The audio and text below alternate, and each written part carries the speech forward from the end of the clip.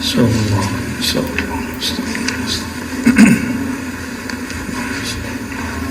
Assalamualaikum warahmatullahi wabarakatuh. Alhamdulillah rabbil alamin alladhi ja'ala nabiyyana Muhammad sallallahu alaihi wasallam khuluqahul Qur'an. Nahmaduhu nasta'inuhu nastaghfiruh wa na'udzu billahi min shururi anfusina wa min sayyiati a'malina. Man yahdihillahu fala mudilla lahu wa man yudlil fala hadiya lahu. Amma ba'du. Baik, Bapak Ibu saudara makan Allah,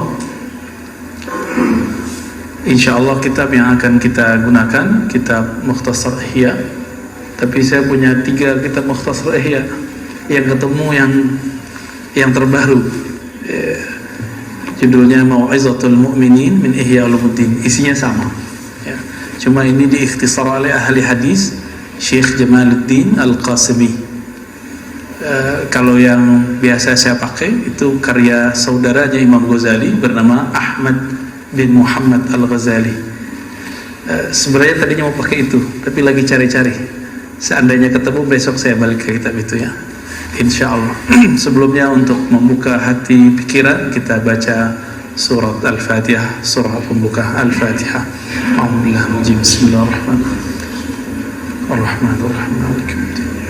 Iyyaka na'budu Siratal ladzina an'amta 'alaihim ghairil maghdubi 'alaihim waladdallin. Bapak saudara makan Allah, Ramadan ini spesial karena masih corona dan kita diperbolehkan untuk ke masjid, dan alhamdulillah sudah tahu pola-polanya meskipun berjarak. Semoga hati kita tetap dekat, amin ya rabbal alamin. Saya langsung membuka kalau di kitab ini langsung jilid 2, kitab Riyadhatun Nafs. Kitab Riyadhatun Nafs, bab tentang riyadah nafs. Biasa tadi disebut tazkiyatun nafs, yang lebih tepat riyadhatun nafs, karena tazkiyah itu bagian dari riyadah.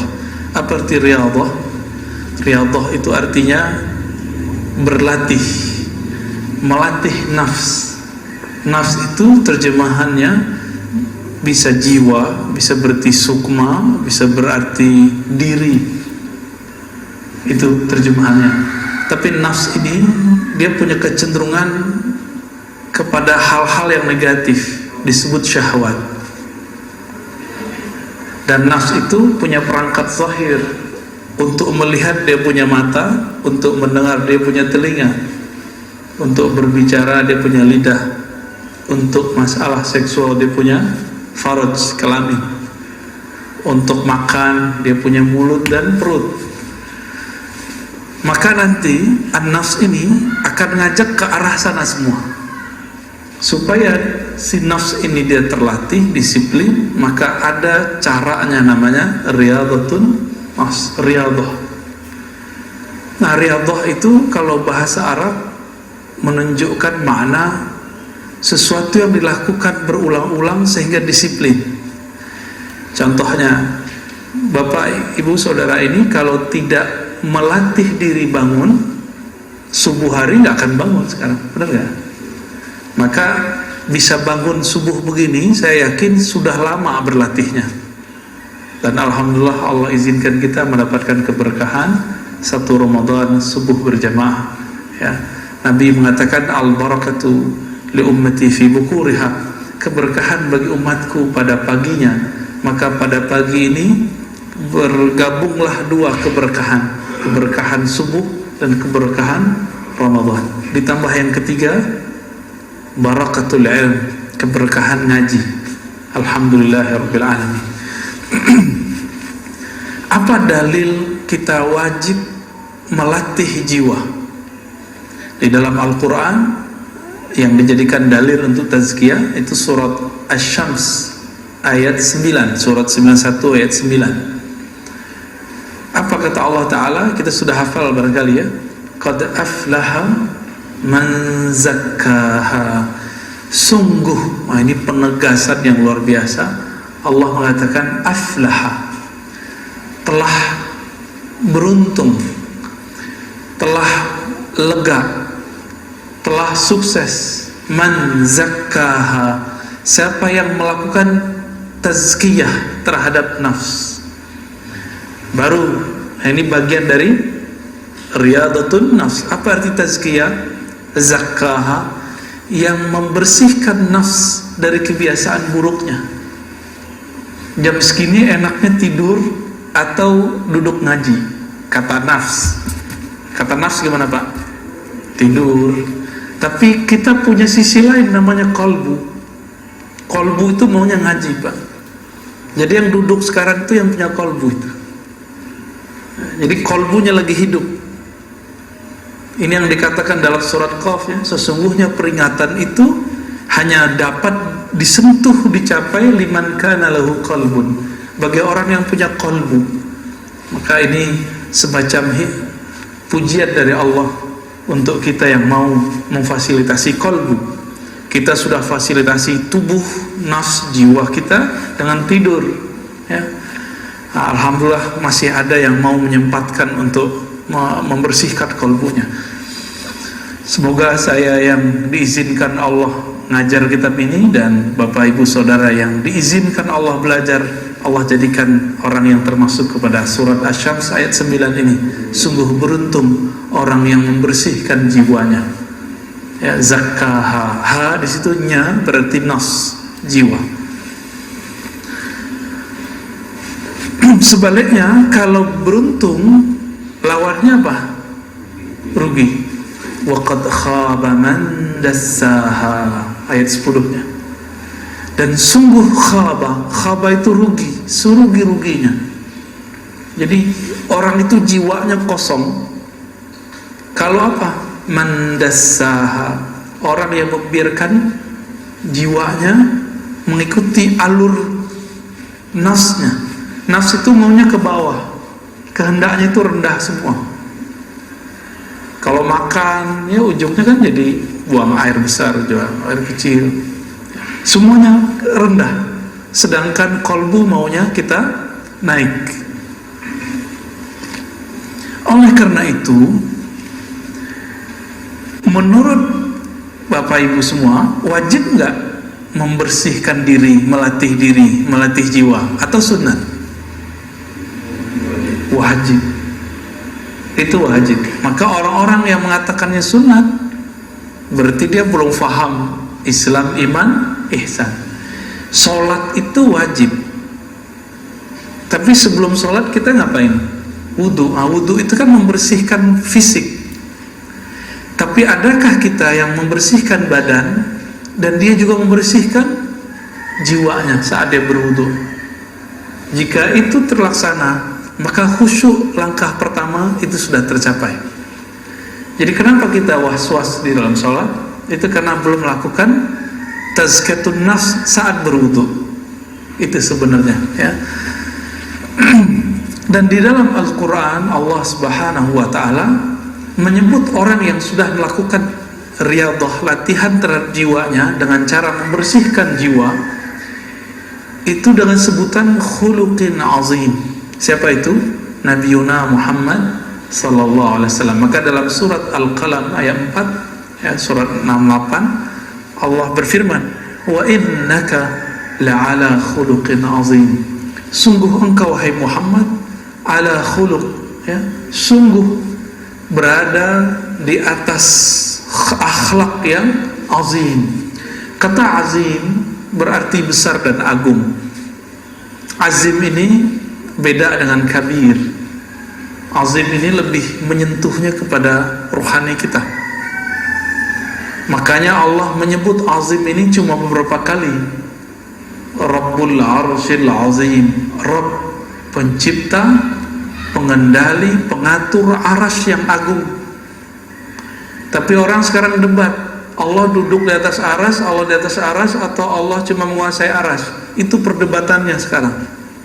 Orang nggak mau memahami apa lafaz azim itu. Orang sekarang berdebat, saya tidak tahu arsy itu makhluk atau bukan. Itu perdebatan yang berbahaya. Ya. Padahal Allah bermaksud menyebut arsy bukan untuk kita berdebat. Ini duduk di atas, bertempat di atas. Itu kesalahan arah orientasi beragama. Cuma karena jamaah sebagian sudah terjebak membayang-bayangkan Allah, maka kita juga kadang-kadang harus bahas. Tapi pada pagi ini kita gak akan bahas begitu, Pak. Ya, kita lebih ke arah tazkiyatun nafsnya. Hadis yang sering kita dengar itu jarang orang menyebutkan sumbernya. Setiap bulan Maulid, bulan Rabiul Awal, orang menyebutkan hadis innama bu'istu liutammima makarimal akhlaq. Itu kan satu redaksi. Itu riwayat siapa? Ternyata riwayat ini nggak pernah dibahas oleh para asatis, para dai sepanjang hidupnya. Bahkan dari kecil dia membahas Maulid, dia nggak tahu itu hadis riwayat siapa. Ya nggak? Udah tahu Pak riwayat siapa Pak? Nggak tahu kan? Tuh kenapa tuh nggak tahu? Katanya nyuruh belajar dari kecil, dari brojol dan bumi, ya, al-mahdi ilal lahdi, sampai ke liang lahat. Si ustadz yang ngomong begini aja nggak tahu Pak hadisnya, dia nggak mau mencari di mana sumbernya.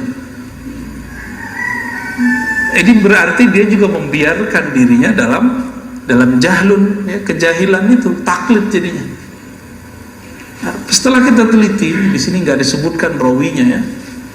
Itu ternyata ketemu redaksi ini dalam riwayat Imam Malik, riwayat Imam Baihaqi, Imam Tabrani, riwayat Imam Ahmad dengan redaksi yang bermacam-macam. Ada yang kalau di sini utammima, untuk menyempurnakan akhlak.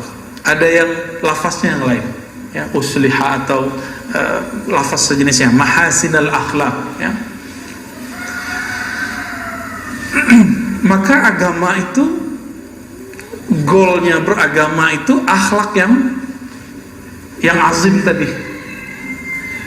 Maka akhlak yang azim ini meskipun tidak memberikan orang duit, tapi kalau akhlaknya azim, nggak dikasih duit pun orang ridho.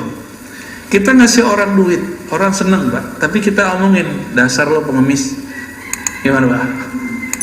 Seneng nggak dia? Maka beda, berbagi itu tanda orang yang suka bersedekah. Tetapi akhlak inilah yang akan mempertahankan ini amal naik gak ke langit. Jadi banyak kita yang memisahkan antara ibadah dengan akhlak, ngaji ma akhlak. Maka sekarang orang banyak belajar yang disebut hijrah, ya, tapi hijrahnya kok malah jadi galak sama orang tuanya, jadi serem sama jamaah, ya, jadi suka nyalah-nyalahin orang. Ini kan berarti akhlaknya gagal, berarti dia belum nemu qad aflaha man zakkaha. Maka teman-teman yang belajar agamanya membuat kita konflik dengan orang, coba dikaji lagi dan ditanya lagi hatinya, ini emang begini agama yang Nabi ajarkan? Coba tanya-tanya lagi dalam hati itu. Menyalahkan, membenarkan itu bukan urusan kolbu, itu urusan di sini Pak. Itu beragamanya baru masih sampai di sini. Dalam ilmu akliyat itu disebutkan akal ini tugasnya dua aja, membenarkan atau menolak, menyalahkan. Jadi kalau orang suka nyalah-nyalahin, ini belum dapat, ya. Akhlak itu dari sini, dari dalam kolbu, ya.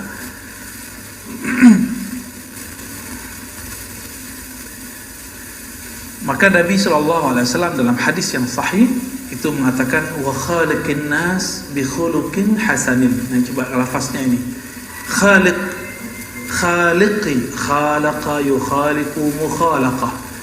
Satu akar kata dengan khalaq, khuluq. Ini kata kunci. Ternyata khalaq artinya ciptaan, karya. Kalau khuluq itu akhlak yang kita sebut moral. Apa persamaannya? Persamaannya, kalau khalaq penciptaan, Allah yang mencipta. Kalau khuluq itu adalah kreasi kita, seakan-akan kitalah yang membuatnya, padahal itu juga dari Allah. Maka khalaq tidak bisa dirubah kecuali pakai operasi. Operasi apa Pak? Biar hidungnya agak mancungan dikit. Plastik, ya.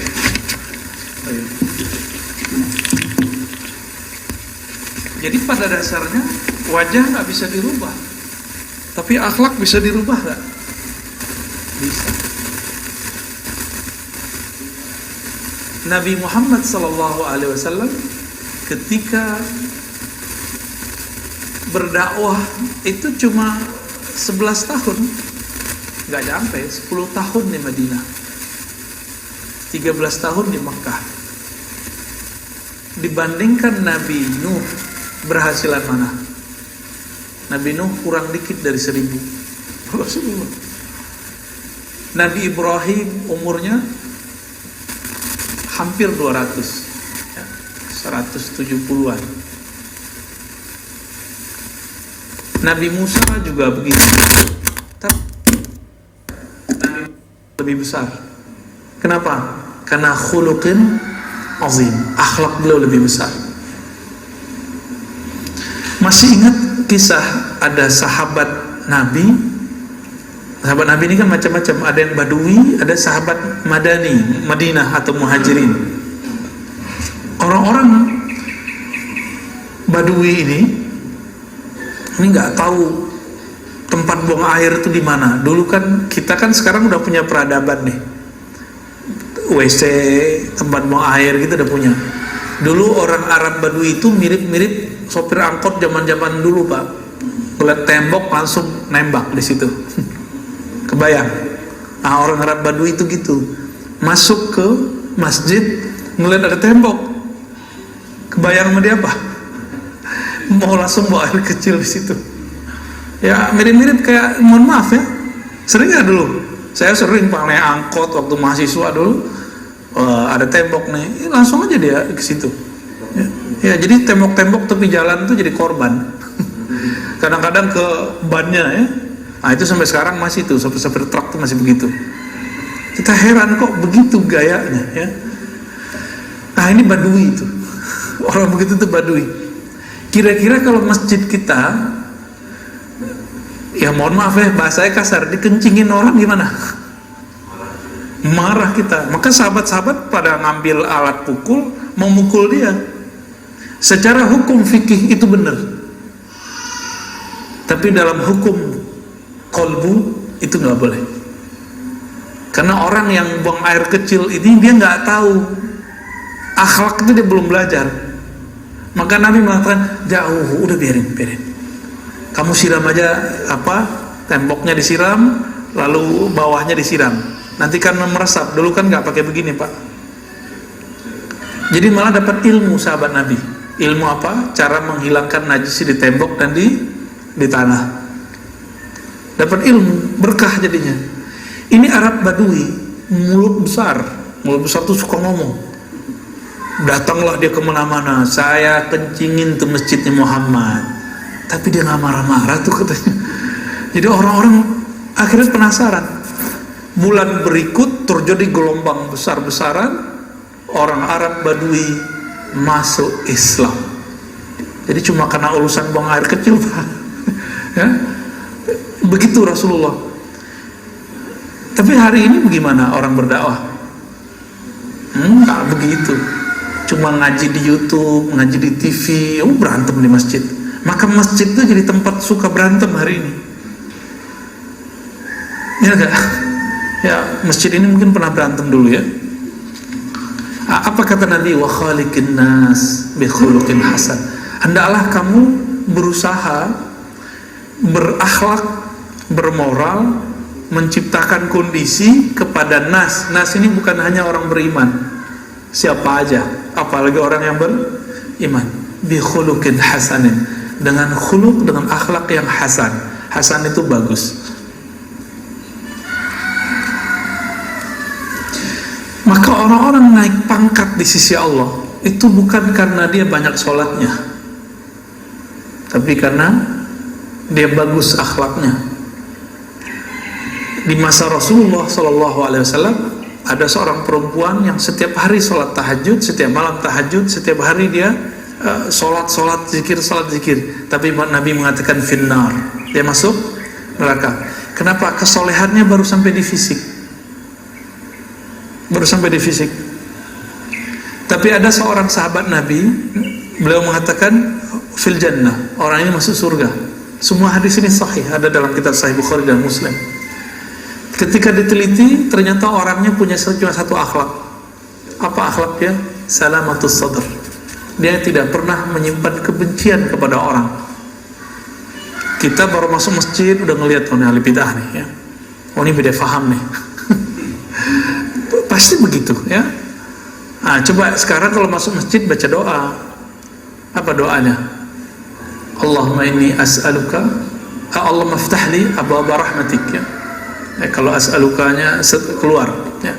Allahumma ftahli abwaaba rahmatik. Ya Allah, bukakan kepadaku bukan satu pintu tapi abwab. Apa arti abwab? Pintu, banyak pintu. Banyak pintu rahmat Engkau ya Allah. Maka banyak pintu di sini. Jangan cuma beribadah di masjid, sapa orang, ya senyum kepada orang. Cuma sekarang kita nggak bisa senyum orang, Pak. Ketutup. Ya, maka sekarang ngangguk. Kita nunjukin kerendahan hati dengan cara ngangguk, ya. Mata yang teduh itu sudah cukup sebenarnya.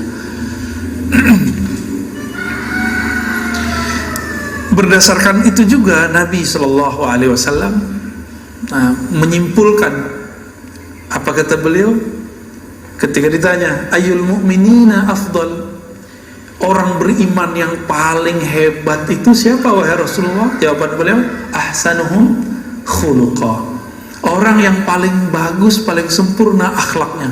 Dan akhlak itu Bapak Saudara makan Allah bukanlah hiasan fisik, dia ada di dalam kolbu. Jika di kolbunya tidak dibersihkan, maka tidak akan muncul akhlak yang bagus.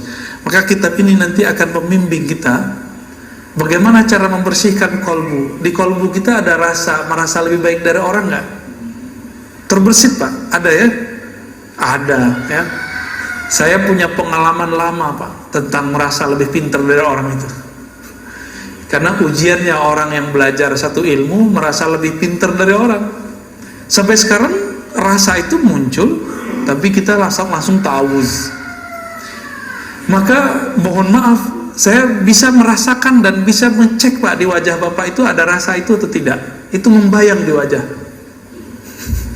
Hati-hati loh Pak ya. Ternyata ahli psikologi punya ilmu tentang itu, membaca raut wajahnya begini, gimana itu kebaca ya. Mungkin Bapak yang ahli kejiwaan, psikolog itu bisa baca bekas itu di wajah saya masih ada. Bukan berarti sekarang saya udah gak sombong, masih ada itu, tapi kita halau terus setiap hari. Kita halau terus setiap hari. Yang paling berat itu orang berilmu, dia merasa lebih banyak ilmunya daripada orang lain. Kalau Bapak yang banyak duit, banyak harta, paling kekayaan itu cuma sebatas fisik. Tapi orang berilmu itu kesombongannya terbawa bahkan dalam zikirnya, dalam baca Qur'annya, dalam sholatnya. Maka tadi itu kalau Bapak sensitif kolbunya itu bisa merasakan begitu sensitifnya kolbu. Bukan seuzon Bapak ya. Orang yang kemudian merasa dirinya sholatnya itu paling benar itu kerasa. Maka Abdullah bin Amr mengatakan ya, Nabi ya, dari Nabi beliau bersabda, yang pertama kali dicabut di akhir zaman adalah khusyuk.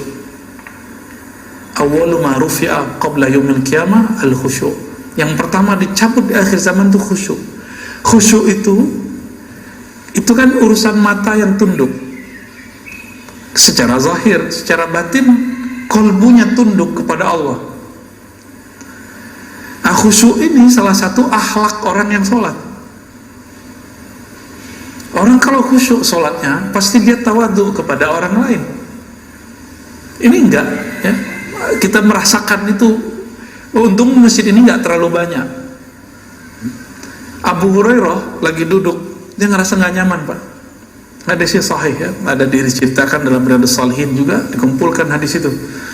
Dia merasa ada sahabat ini lagi panas aura badannya. Akhirnya beliau mengatakan, siapakah di antara kalian yang bertengkar hari ini, yang mutus silaturahmi hari ini? Itu orang yang bertengkar itu pasti panas hawanya. Abu Hurairah ini zikirnya setiap hari 12.000, maka kolbunya lebih tajam dari kolbu-kolbu kita. Duduk sama dia sudah bisa merasakan getaran-getaran hati orang. Ini bukan masalah gaib, itu bukan gaib, Pak. Orang silat aja bisa membaca cakra, masa Abu Hurairah yang zikir 12.000 nggak bisa? Ya, lebih canggih Abu Hurairah. Maka beliau nggak tuduh kamu nggak. Beliau cuma bilang, siapa yang mutus silaturahmi hari ini, bertengkar hari ini, pulang minta maaf, baru balik sini. Kenapa? Majelisku adalah majelis malam Jumat, malam ini amal diangkat. Orang mutus silaturahmi, amalnya tidak diangkat. Nanti majelis kita tidak dibaca di sisi Allah Subhanahu wa taala. Kira-kira begitu pesan beliau, ya, kalau kita terjemahkan secara bebas.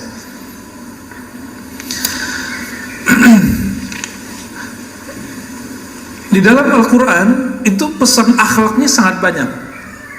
Misalnya kita sering dengar imam baca ayat wal qaziminal ghaiza wal 'afina 'anil nas. Ya, surah Ali Imran kan sering dibaca itu.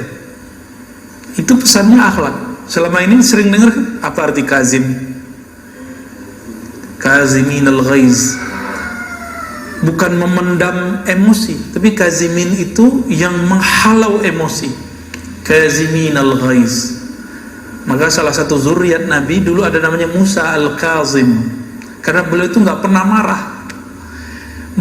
Mau dibully orang segimana aja dia nggak pernah marah. Ini Musa al-Kazim, ya. Anaknya Syekh Asnawi Caringin itu namanya Ahmad Kazim.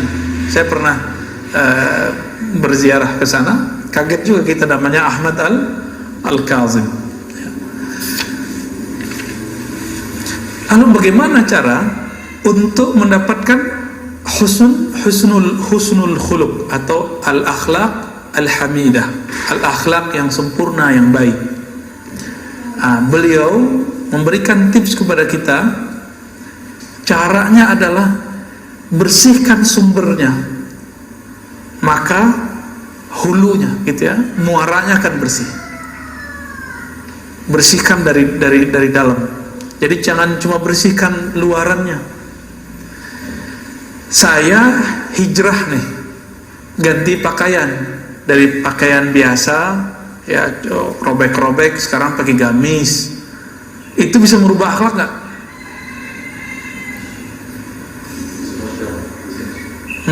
Gimana, Pak? Belum tentu. Bisa jadi preman bergamis. Ya, hati-hati, Pak. Pakai serban, pakai kopiah, ya, pakai ginian, ya. Terus pegang mic, udah jadi ustadz aja. Kira-kira gimana?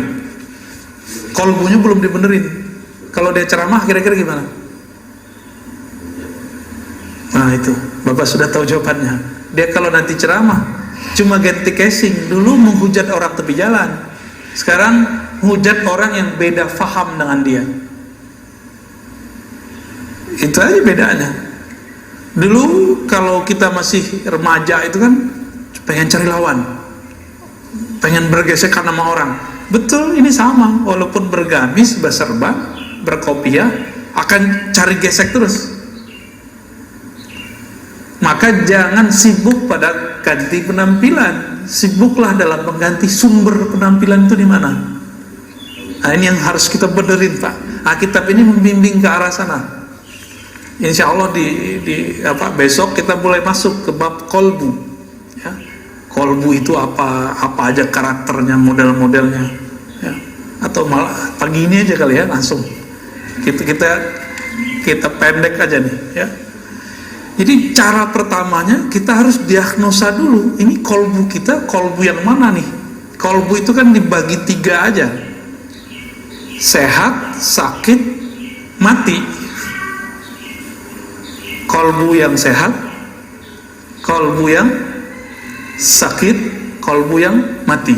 Saya yakin yang hadir ini pasti hidup semua kolbunya, nggak ada yang mati. Berarti antara 2 aja, 1 sehat, 2 sakit. Termasuk saya, Pak. Termasuk saya, bisa jadi saya kolbunya sakit. Bisa jadi Bapak lebih sehat kolbunya daripada saya. Nah, ini bisa terjadi. Kenapa? Karena megang mic begini, pakai kopiah begini, pakai gamis begini, tidak ada jaminannya.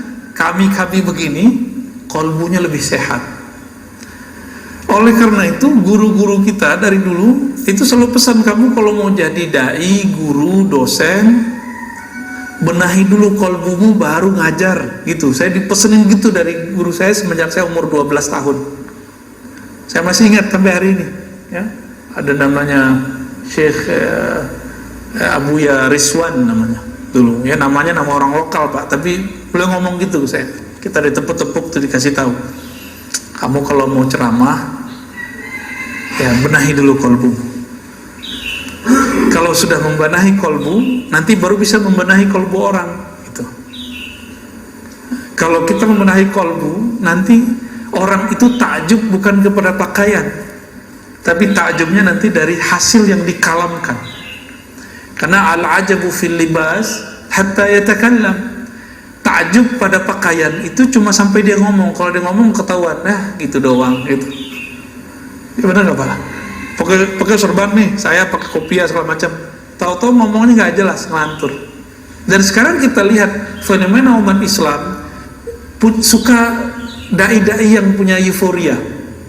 Mohon maaf ya, suka dai yang mu'alaf. Sekedar dia bercerita tentang masa lalu beragamanya, lalu semangat dia masuk Islam, silakan. Tapi sekarang dimintain fatwa. Maka saya agak nyinyir bagian ini. Serem Pak. Dia masuk Islam seharusnya ngaji dulu, nyantri dulu, benahi dulu kolbunya. Kan habis makan yang haram juga, pasti dia makan babi kan sebelumnya. Ya, itu harus dibersihkan. Ada cara bersihinnya, ada zikirnya. Dimandikan dulu. Ada kan itu hukumnya, kalau versi ahli fikih sunnah, tapi bagi saya mandi masuk Islam itu wajib. Itu mandi ya, pindah agama kan.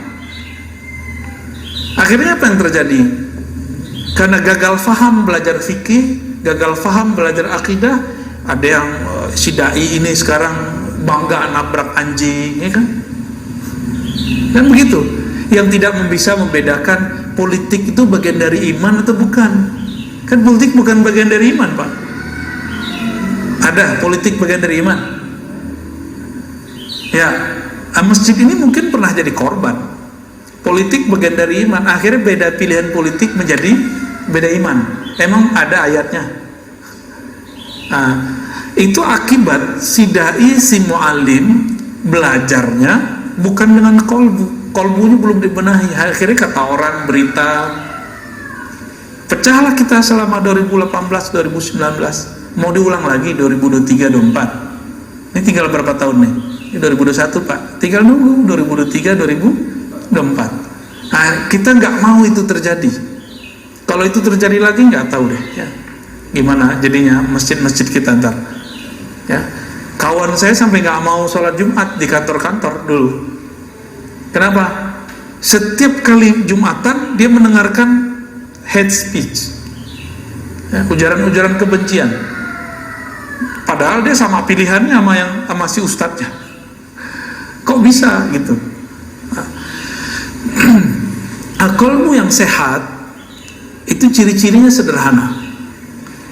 Kolbu yang sehat itu yang bisa menikmati hidangan-hidangan kolbu. Hidangan kolbu bernama sholat. Sholatnya nikmat, atau imam itu kalau ngimamin berasa kayak capek kita Pak. Ya panjang nih bacaannya. Nah, berarti dominan tubuh ini nafs kita daripada kolbu. Jadi kolbu yang sehat itu yang kolbunya mendominasi jiwanya. Kolbunya mengatur jiwanya, bukan jiwanya ngatur kolbunya. Kolbu yang sakit sebaliknya, jiwanya ini, nafsnya ini mengatur kolbunya. Kalau seorang ustadz mu'alim atau public figure sama, senengnya punya pengikut bukan? Follower kalau artis. Maka dia kalau ilmunya baru sampai di follower, jika nanti followernya terancam kabur, dia akan berusaha bagaimana cara memperbaiki itu walaupun mengorbankan kolbunya. Maka kita lihat ini sudah banyak ya. Banyak sekali para da'i menjadi mad'u, Dia dai artinya ngajak, tapi malah diajak. Dia seharusnya influencer, memberi pengaruh, tapi malah dia dipengaruhi. Seharusnya dia menjadi orang yang diikuti, sekarang dia mengikuti selera followernya. Pilih mana? Kira-kira gimana Pak? Itu menyaksikan nggak? Banyak yang begitu? Banyak Pak. Dulu teman kita lurus, ngajar aja. Sekarang karena jamaah sekitarnya itu ingin menggiring dia ke arah politik praktis, dia sekarang ngomong politik praktis. Padahal si ustadz ini dari tadinya itu dicintai banyak umat. Karena dia mulai masuk ke politik praktis, kita mesti berpolitik Pak. Harus ada orang yang masuk ke politik praktis, itu fardu kifayah. Tapi si ustadz yang di bagian ini seharusnya tidak. Dia cukup mendorong semangat kebangkitan Islam. Untuk urusan politik praktis dia nggak usah macam-macam lah. Akhirnya apa? Orang yang tadinya suka ngaji sama dia sekarang udah nggak ngaji sama dia. Jadi jangan-jangan kalau kita masuk ke bukan wilayah kita untuk nyenengin satu kelompok, kita gagal untuk bisa menyinari kelompok yang lain. Nah, ini terjadi, ya. Dan yang ketiga, qalbu yang mati. Kalau yang sakit tadi itu ayatnya fi qulubihim maradun fazadahumullahu marada. Di kalbu mereka ada penyakit. Kalau sekali kita biarkan penyakit itu, maka penyakit akan bertambah. Kalau orang yang mati kalbunya, sawaun alaihim, sama saja. Kamu ajak nggak kamu ajak, nggak ada efeknya. Ramadan datang, Ramadan nggak datang, dia gitu-gitu aja. Saya berhusnuzon kita antara sakit dan sehat itu kayaknya sekarang ya. Bener ya? Ceknya tadi sholatnya khusyuk nggak? Nggak ya? Nggak apa-apa Pak. Tapi pengen khusyuk kan? Berarti normal, sehat. Ada keinginan mau sehat. Kalau kita badan sakit, datang ke dokter nggak? Nah, Bapak mau ngaji begini kan berarti pengen bener kolbunya. Waras berarti kolbunya, ya. Kalau ada orang sakit nggak mau berobat, waras nggak?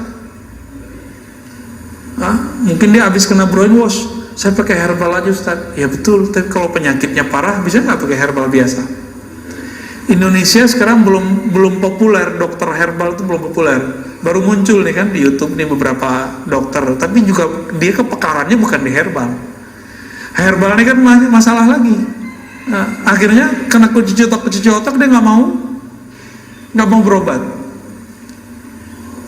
Apa yang terjadi? Sakitnya tambah parah begitu. Inilah sekarang yang terjadi. Ketika ilmu tentang obat hati ini dianggap sesat, maka yang terjadi adalah orang tambah jauh dari ilmu ini. Mungkin karena penamaan ilmunya tidak cocok. Disebut ilmu ini misalnya ilmu tasawuf, akhirnya orang ganti nama tazkiyatun nafs. Kalau saya nyebutnya riyadatun nafs, ya, nyebutnya riyadah, latihan nafs kalau mau disebut, karena kitabnya menyebutkan itu, ya. Nah insya Allah nanti kita akan cek penyakit apa aja yang ada di kolbu, cara diagnosanya 1, 2, 3. Kalau ada berarti positif kena virus penyakit kolbu. Nanti dari cara kita mengetahui itu sebab-sebabnya apa, akan ketahuan cara ngobatin kolbunya. Nanti ada bertahap insya Allah ya. Insya Allah ke pertemuan besok kita akan mulai masuk ke penyakit pertama dalam kolbu, yaitu al-kibr ya. Penyakit sombong dan turunannya nanti insya Allah. Ini penyakit paling tua, penyakit yang dulu pernah diidap oleh iblis dan sampai sekarang nggak sembuh-sembuh. Ya, semoga Allah jaga kolbu kita dari selainnya. Amin ya rabbal alamin. Ada diskusi Pak? Apa udah? Cukup ya?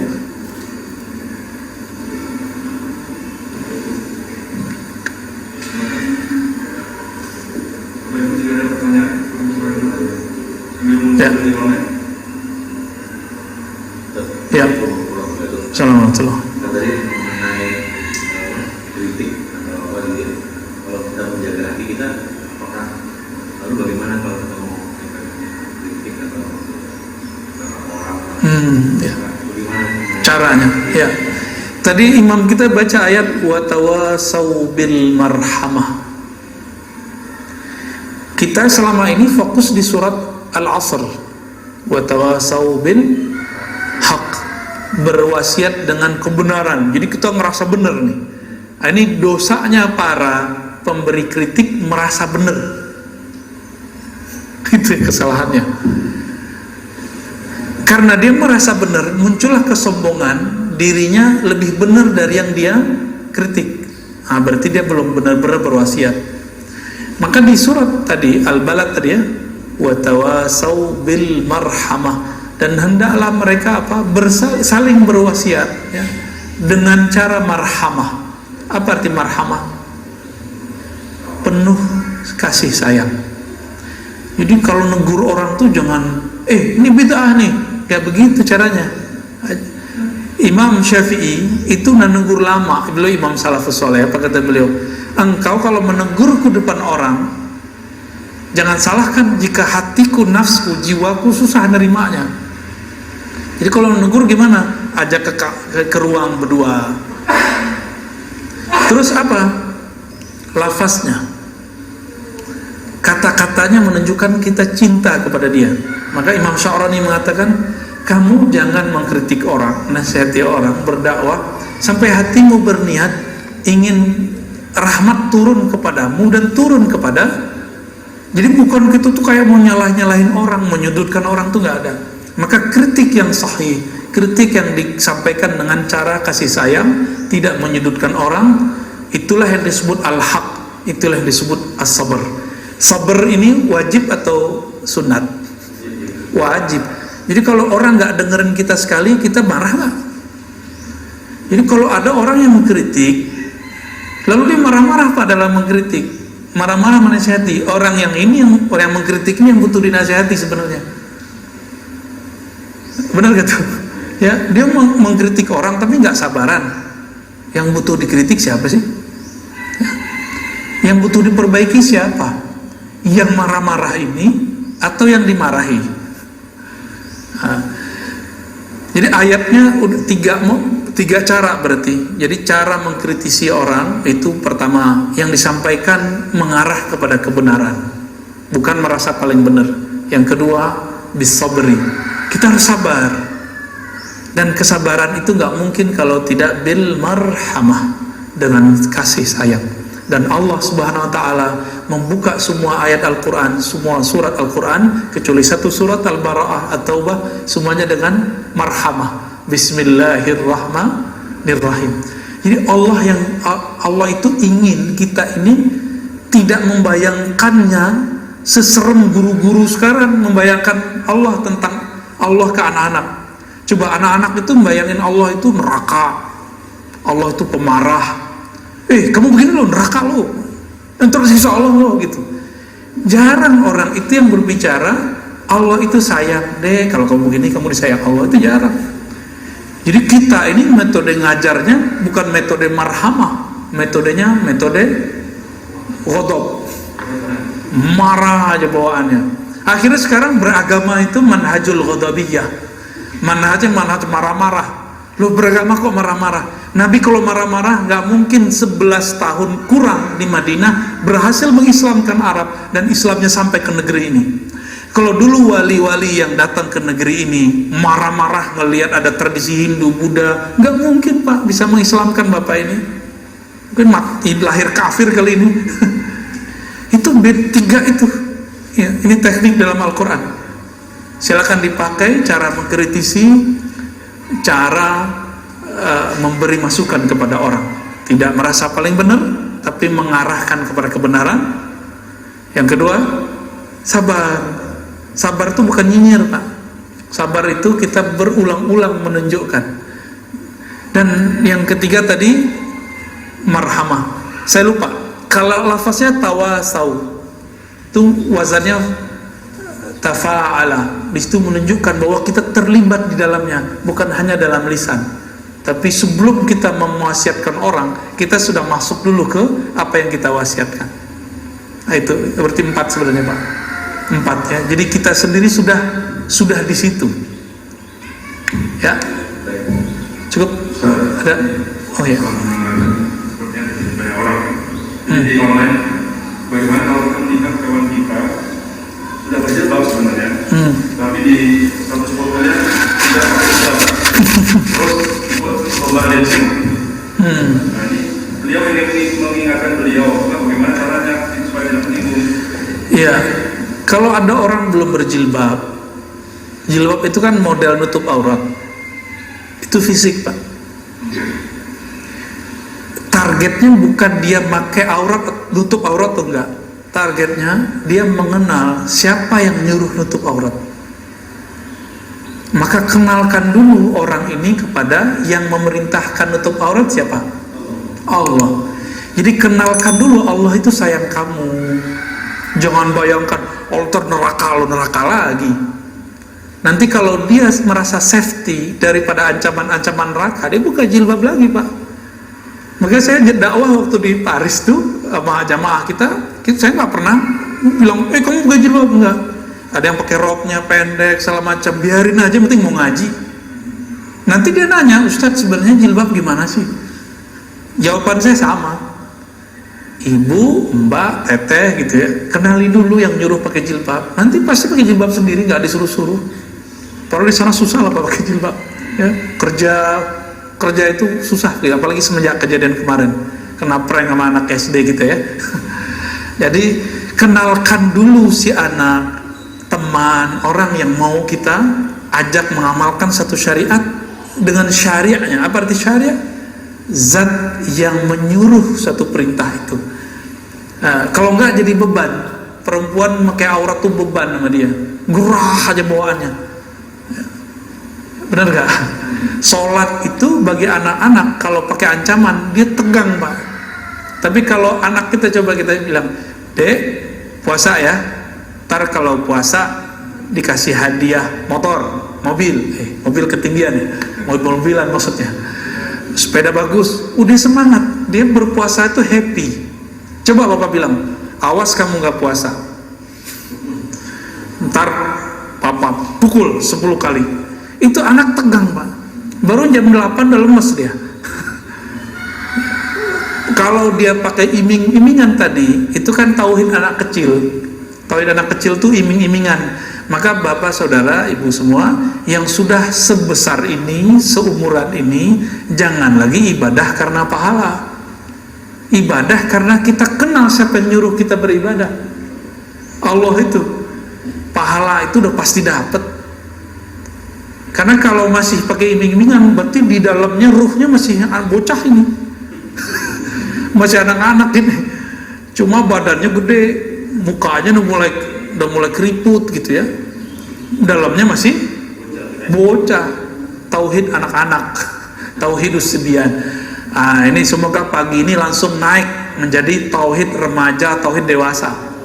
Puasa bukan karena iming-imingan surga, tapi karena ingin diridhoi sama yang punya surga. Kalau yang punya surga dari ridho, masuk surga nggak? Pasti masuk surga. Pasti jauh dari neraka nggak? Pasti dijauhin.